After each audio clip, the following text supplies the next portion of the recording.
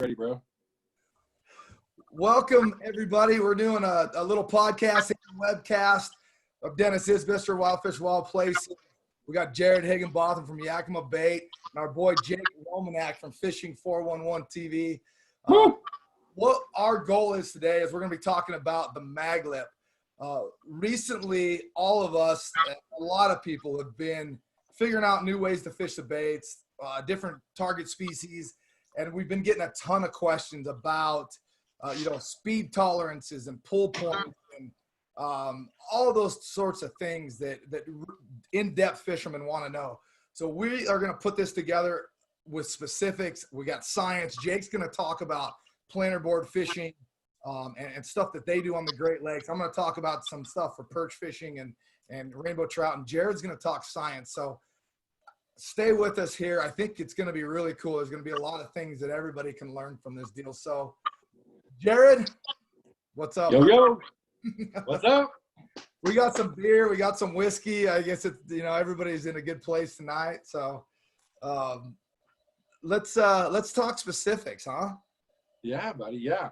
The maglip, man, is it's a cool thing, right? So when I first found out about the maglip, I was in retail, and I managed a retail store here in Yakima, Washington, where I grew up in the Yakima Valley, and the maglip originally was called an M2SP flatfish. And the original story, whether it's a folktale or not, was in about 2000, Yakima Bait had a fire, right? And an M2 flatfish kind of melted, kind of warped. And the designer at the time, named Tom Seward, he somehow crafted this warped M2 into the 4.5 maglip. Hence, that's why the 4.5 maglip is the same size as an M2 flatfish.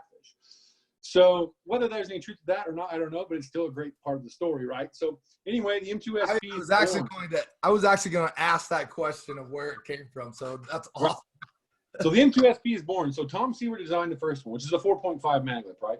And so I'm selling these things when I worked at this place called Hammer's Outdoor World. A good friend of mine, Mike Hammond, owned the store and managed it. And that's where I got a ton of knowledge about what I do. But anyway, the M2SP was something that, like, when this new lure comes out and the guys that are in the know are fishing it and they're killing fish and people want to know what it is, right? It's one of those hush-hush deals. And so it was M2SP was a hush-hush deal for a long time, right? Well, Buzz Ramsey comes to Yakima Bait. Buzz Ramsey runs a contest on iFish, right, with Yakima Bait Company on how to rename the M2SP flatfish, because as we all know, the maglip and the flatfish, they don't run the same, right? They're completely different. The flatfish is a mid-diver. It's got a wide head wiggle. There's no rattle. And, it's just a different presentation. It's meant for slower water, where the maglip is its own animal, right? It's like this freaked out version of the flatfish that's all hulked up, right? Dr. Jekyll, Mr. Hyde type of thing. So that's where the maglip comes in. So it's different. It's a deep diver. It has a rattle. Its speed tolerances are 4 miles an hour versus a flatfish maybe 1.5 to 2.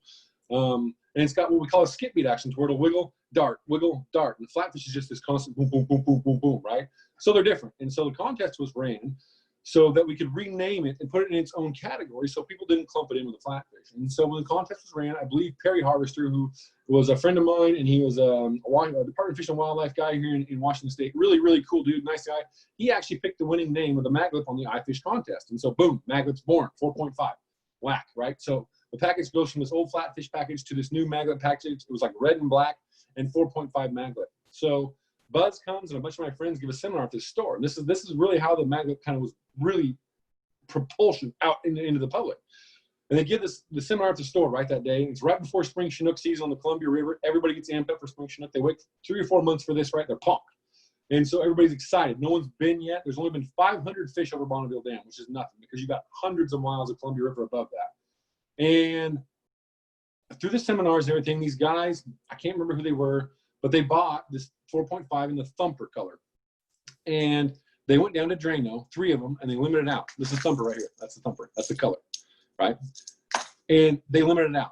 6 fish. 500 fish over a dam with 100 miles of river, they limit out, right? So they posted on Facebook, and the next thing you know, I got 70-year-old men in the store going to swing at each other over maglip.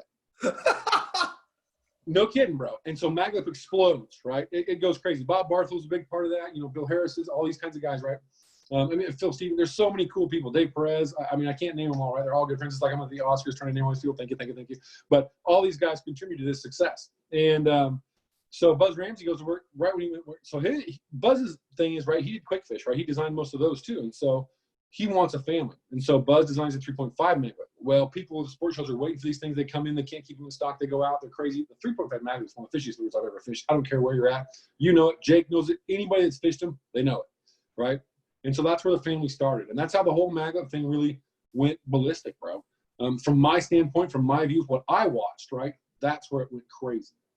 And that's how it was born.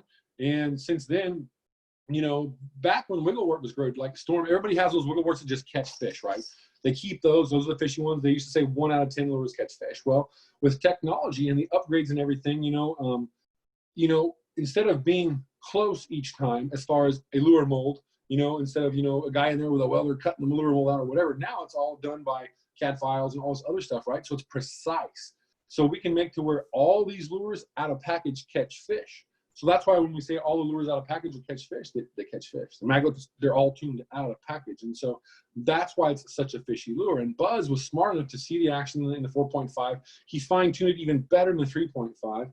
And the 5.0, which followed next, the 3.0, which followed next, the 2.5, and then the 4.0, and then the 2.0. We kind of bounced around there, but that's how they were designed. And, you know, Buzz has done this for so long, and he knew that action that catches fish, that hunting action, right?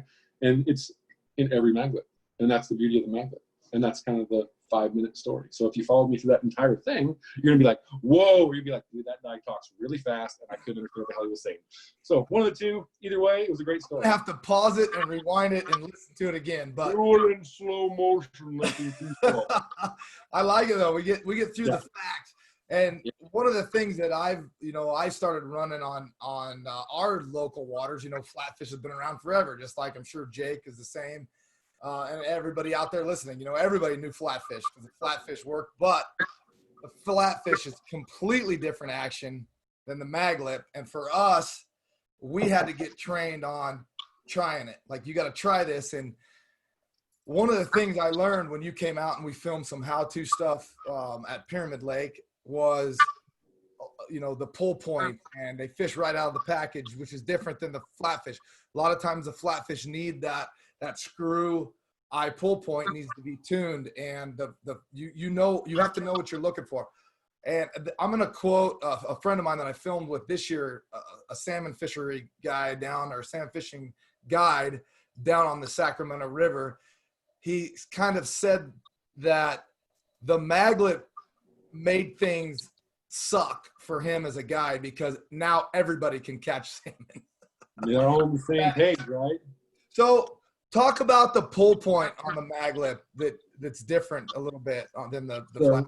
So here's a cool story too. So I got these 5 plugs right here, right? These plugs right here. So when we design the lure, right, when we design it, we'll get the first prototype, which is about $1,500. And we'll take this thing out and we'll test it, we'll tweak it, we'll move it, we'll burn, whatever we got to do, right, to get the thing to work how we want it. Then we have a second one built. Then we have a third one built, right? And this is all adjustments through, you know, maybe hook point, pull point, bend, angle of the bill, shaving here, shaving there, whatever it may be, right? And so I don't know if you can see this here. You see how that pull point's glued in? It's glued.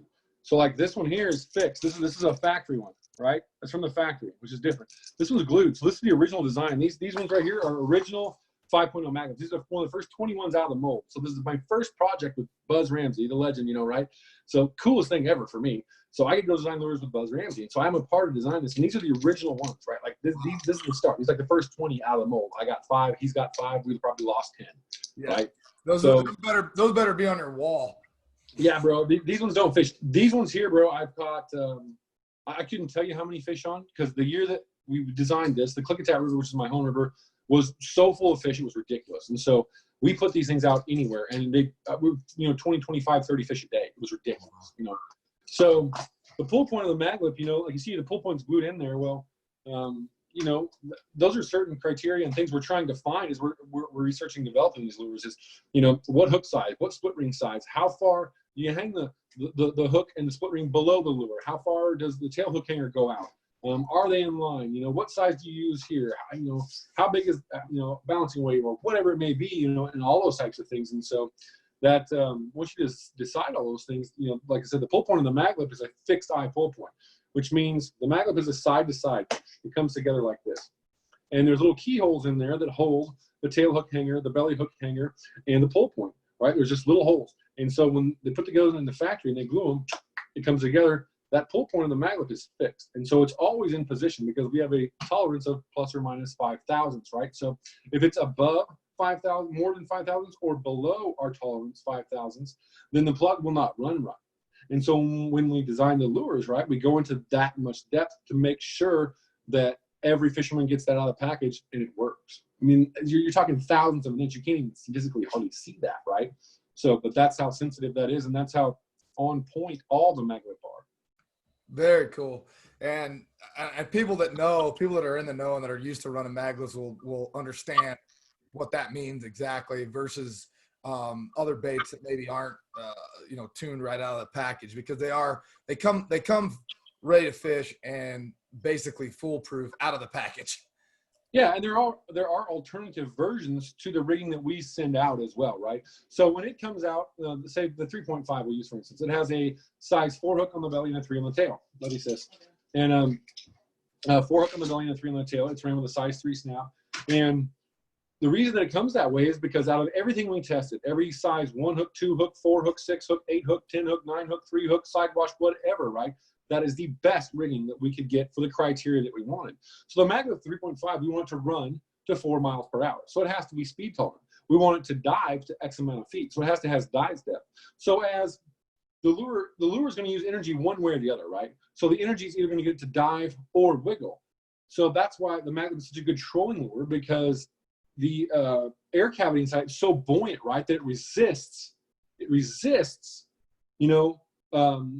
everything you're trying to do to it, right, because of that buoyancy, right? And so all that work we did, year, 2 years or whatever, when we designed that in there, that buoyancy and the pull point placement and the angle and the shape of the bill and the size of hooks we have on it and everything comes up to this. It does run to 4 miles an hour. It does dive to X depth with X amount of feet of line out, and it does exhibit this action, which is the skip beat action. So to get all that criteria in a lure, it's a long, drawn-out process, and it's very, very precise. And it's very interesting, right? So, and we love this stuff. Like, this is the kind of science that we love to talk about when we're all nerding out together at ICAST. So, pom-poms. One of the things that is interesting to me about the mag lift and the speed tolerances is once you get into that smaller size, the 2.0 and the 2.5, or is it just the 2.0 that has only one hook?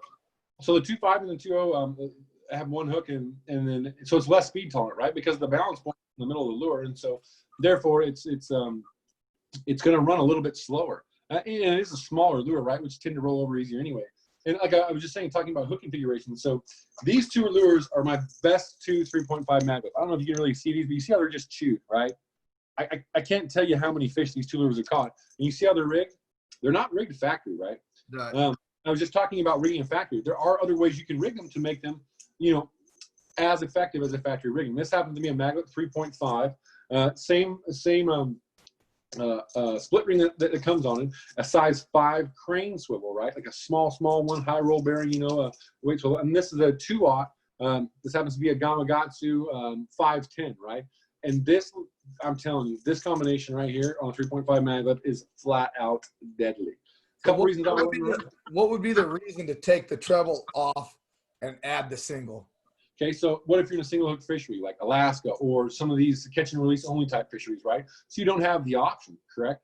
And so having this knowledge and being able to adjust to that and still let the lure run as it was designed and work at its maximum capacity or its optimum, running speed, depth, whatever, action. You want to match that stuff up, for those types of fisheries. But the reason I do it a lot is because a lot of times when I'm fishing these, it's in fall or winter.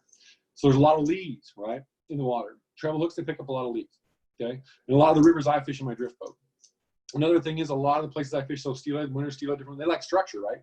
So I'm diving these things down next to stumps, logs, root wads, hugging banks, so on and so forth. And so I don't get hung up as much. If I'm going to wrap this plug with a coon shrimp, a sardine, a herring, or whatever, right, I don't have 2 treble hooks to go around, okay? And it's just kind of one of those things that just makes it a little bit easier. And, man, when you peg a fish with one of these, they're toast. They're toast. And it's easier to release them as well. Yeah. It's kind of the single hook option is better because we're releasing a lot of the fish Yeah, and you can see here. So this is the exact same lure, right? I got one rig with that size 5 crane swivel and a size 2/0 Gamakatsu Siwash, right? 510. This one here works the exact same as the other one, right? But you can see it's hanging 2 hooks. It's hanging 2 of the same split rings, 2 size 7 crane swivels, which are just smaller, and 2 size 1, not 2/0, size 1 510s, a Gamakatsu. So, but it runs the same as the other one, and the same as the factory rigging. I've just adjusted it, to where these fisheries may only be able to have 2 points, right? So, or just a single hook, or like I said, there's just a lot of different reasons it's changing. And plus, I like tweaking stuff. It's fun. Perfect. So, Jake, let's go into some fishing stuff here real quick. I mean, we're pretty much Jake Romanack. Jake Romanack's in the house, and he fishes a lot of different stuff, a little different than what we do out west here. So, Jake, walk me through a couple patterns that you guys use for maybe walleye or lake trout or the salmon that you guys do. Well, there's I was just sitting there listening to Jarod tell that story, and I think I've heard him tell the story like 6 times, and it still just amazes me how the whole thing came about. But we fish spaglet for a lot of different things. I'm pretty sure there isn't anything that swims in fresh water in the Great Lakes region that we haven't caught a fish with a maglet now. And I think the biggest reason for that is just the speed tolerance of the lure. We do a lot of trolling in the Great Lakes. We fish a lot of rods. A small spread for us is 6 rods. A normal spread is anywhere from 8 to 12 rods. We're pulling planer boards, a lot of equipment, a lot of tackle. And when you pull that many lines, you don't want to be stuck to just one lure. As many fish as I've caught on a mag lip, I want to be able to pull spoons. I want to be able to pull rotators and flies and other things. And the nice thing is a mag lip, if I'm fishing just a spread of mag lip, I can fish this bait down to 1 mile an hour, and I know I can catch fish. And I can catch fish with it as fast as 4 miles an hour. And that's what makes it so versatile for me, is the fact that I can put it in just about anywhere in the spread, no matter what I'm doing, and catch fish with it. I actually just got back from Lake Michigan. I was fishing on the Wisconsin side of Lake Michigan here the last couple of days. And we were catching steelhead and kings and basically doing our normal spread for the Great Lakes salmon trolling, which is lead core line, copper lines, downriggers, divers. And I can put a mag lip just about anywhere in the spread. I can put one on my downrigger, on my diver, wherever I need to put it in the spread to catch fish. And it's just become a confidence lure for me. Literally everywhere I've gone and everywhere I traveled, when I put a mag lip in the water, I catch fish. And I think people get almost bored of watching it on Fishing 411. They see so many times that we're catching fish with mag lip, and it's just a confidence thing. I know I can show up to just about any fishery, put a mag lip in the water, whether it's like the 3.5 is what I fish the most. But it really depends on what we're doing. It could be the 3.5, the 3.0 I use a lot on like 3-way rigs. And this is like a 4.0. This 4.0 here, it's a little bit bigger profile. If the water's a little bit dirtier, I'll go to a 4.0. But it just makes it so versatile because of the different sizes of the bait. Explain to me real quick what a 3-way rig is. What are you talking about, 3-way rig? Oh, yeah. Education from the Northwest right there. Yeah. And, I kind of learned, 3-way rigs have been popular in the Great Lakes area for a long time. But Jarod came out and fished with me. How many years ago was that? 5 or 6 years ago? 5, bro. Bender Park, bro. 8 degrees. We smashed them. Yeah, we were brown trout fishing on the Wisconsin side of Lake Michigan, and we took the 3.0 mag lip and we put them on a 3-way rig, which is just a 3-way swivel, a dropper weight, and then I think we got like a 5-foot leader on the back side of it, and that works great for us. We just run them off the corners of the boat. We're fishing planer boards, so everything's out to the side. 3-way rig you can drop down and allows that bait to fish right in close contact with the bottom. A lot of times I'll combine that with a 3.0 mag lip. It doesn't dig as hard as the 3.5, so it works a little bit better in that situation. But a 3-way rig is easy. Anybody can use it. Anybody can catch fish with it. And if the fish are close to bottom, it's pretty hard to beat a 3-way rig. Gotcha. Yeah, that's what we were doing for walleye, as well as rainbows, as well as perch. And then, so explain like a typical. I don't do planer boards much. A lot of people out there we gotta change that. You need to, bro. A pyramid lake. Yeah. Come on, I told you we like. But you can only run 2 rods. We can't have 12 rods. We get jail. You need more front, 6 people. So good call. So there's my local fishery here has walleye and wipers and stuff, and I want to get into running some planer boards for them. And so tell me, give me a rundown on how you would run plugs across. Just say we're going to go 2 out each side and then maybe 2 right off the back. What kind of line and what kind of depth? Do you put your deeper ones close or your deeper ones farther? How do you run that? Because I'm the same with you, right? Like this whole confidence thing, it's growing on me. The more I fish it, the more confident I get. And one of the things that you touched on briefly here, Jake, is the speed tolerance. I can run this thing at 1, which maybe sometimes I'm running a spin and glow with a worm and I want to just really run it slow, but I want to run something else. Or like you said, spoons. We fish a lot of spoons and other things. You can fish them fast and they work great too. So tell me about the planer boards, like how you would lay them out. Well, planer boards are always the same as far as how we fish them, whether we're fishing them just flat line, back behind the boat, hooked up to a planer board, or we're fishing the leg core line. Your inside board's always your deepest line. And the reason for that is if you catch a fish on your outside board, you want that fish to be able to come over top of all your other lines. So you said 2 boards. I can't fish 2 boards aside. That's not enough lines for me. So let's say 3 boards aside. You have your outside board, your middle board, your inside board. If I catch a fish on that outside board, it's running higher than everything else. So it's no problem. I can catch that fish, swings right to the back of the boat. I don't have to touch those other lines. I continue to troll forward. I continue to keep my same speed. And a lot of times I'm catching more than 1 fish in the process of that 1 fish biting. Because I didn't change anything. If I'm going 2.5 miles an hour, I catch that 1 fish, and as I'm fighting that fish, I get another bite, and that's how we get a lot of doubles and triples because we're running so many lines. We release our planer board, so the front clip on the planer board we released, so it pops off the front clip, stays on the back clip, and swings right to the back of the boat, and you don't have to clear anything. When you go back to setting that bait again, say that you're running a 75-foot lead on your deepest lead out of mag lip, you just have to send the board out past that 75-foot lead and it'll swing right around everything else. And again, no tangles to deal with. I think a lot of people get hung up with all these lines that we fish trolling, especially if you haven't fished a lot of lines before in tangles, but we really get very few tangles in a day of fishing, if any at all. And it just comes down to making sure you know where your gear is running in the water. Our family produces an app called the Precision Trolling app. Woohoo! That is an awesome app. Yeah, that's how deep everything goes. So like a mag lip, all the different sizes we've tested on the Precision Trolling app. You can download the app on the phone, go to your 3.5, figure out exactly how deep that lure is in the water column, and then you know where your lures are. You know that you maybe want to fish 5, 10, and 15 foot down. You can look on that app and figure out exactly how much line it takes to get those lures to that depth. Like I said, mag lip, we fish with monofilament, we fish it with lead core, we fish it with copper. But this bait dives pretty darn good on its own. So a lot of the times we're just fishing it with 10-pound test monofilament and our walleye stuff. And when I say walleye stuff, it's kind of just our mono rods we call our walleye gear because we can use it for walleye fishing, trout fishing. It's just kind of our all everyday go-to stuff. And they do dive quite a bit deeper than a flatfish, which is kind of some of the comparisons we were making before. And we're pushing up here on our time limit, I think. But I think that's another conversation that we need to have is what kind of lines do you run for that? Do you prefer extra? Ooh, I like the way you think, Dennis Isbister. Not only are you handsome, but you are smart.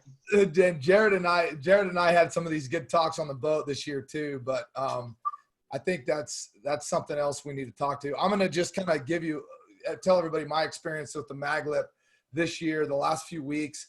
And then we're going to wrap this up here. But the mag lip for me, I took it to one of my favorite rainbow trout fisheries and just destroyed the fish like on another level, which I've never used before. Like I've run mag lips, but I've never ran them for rainbow trout for whatever reason. And I went there to experiment and they just destroyed another level, destroyed fish. And then it worked into, well, let's put some flashes on there. And I started running 2.0s. I run 2.0s at about 1.2 to 1.4 on my spinning rods up high, try to keep them high in the water column. And like you were talking a little bit earlier, Jake, they don't dig as deep as like maybe a 3.5.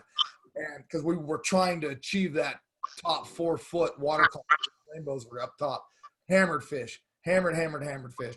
And then we started playing around with the 3-way rig, like you talked about. There were some fish out in 30 feet, just hammered them again. And then we started playing with the fish flash and the rooster troll and running the 3.5s fast, like 2.5 with all the tractor blades. And that worked like crazy too. And then we figured out how to catch big perch on them. And the perch fishing was just unbelievable, like big slab perch. If any people out there listening, if you haven't seen our video on Instagram, go check it out, the how-to video on slab perch. It was kind of mind-blowing. So anyway, we'll wrap this thing up here real quick, but that's just a little bit into the genius that goes behind making these lures. Like Jarod was giving you all the info on, Buzz Ramsey and the team, just putting this stuff together for us to fish. Jake and I are fortunate enough to be part of the team, and we get these badass lures that we get to run and promote and stuff. But this is the kind of team that Yakima Bait has that are building lures. It's really as a fisherman, you can appreciate the kind of knowledge and the genius that goes into making these lures.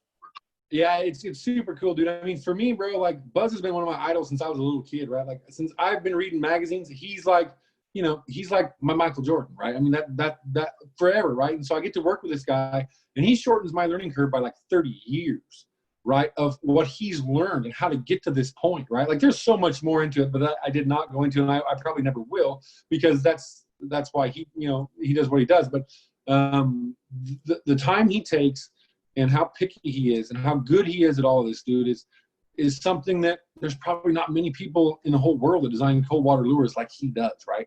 I mean, Bob Toman was one, he passed away this year. And so a lot of that early knowledge is going away. And so I'm so fortunate to be able to learn it from one of my idols, and he's become one of my best buddies. And it's just a really cool gig for me, bro. And so I learned all that from him. Really, it's really neat.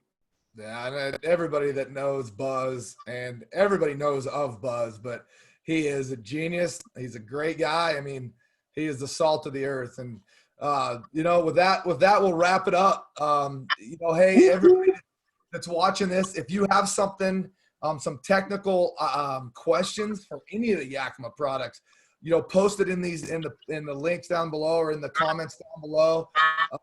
We're going to start tackling these things maybe once a week, once every other week. We'll get on here and just talk. We're just trying to help people catch fish. And that's why we started with the maglet, because it's been such a hot lure, and we've been getting so many questions on it. So tune back in. Thank you guys for joining us. And love you, boys.